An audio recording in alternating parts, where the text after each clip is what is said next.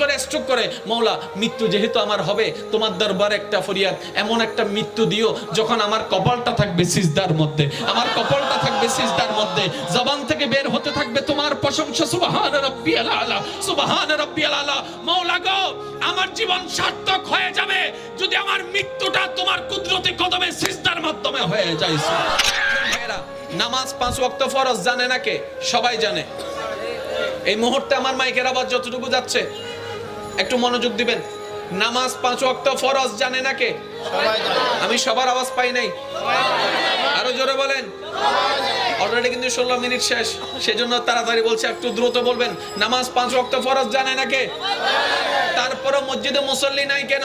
না জানার কারণে নয়, নয়, নয়, নয়, না জানার কারণে নয়, প্রেমে না পড়ার কারণে।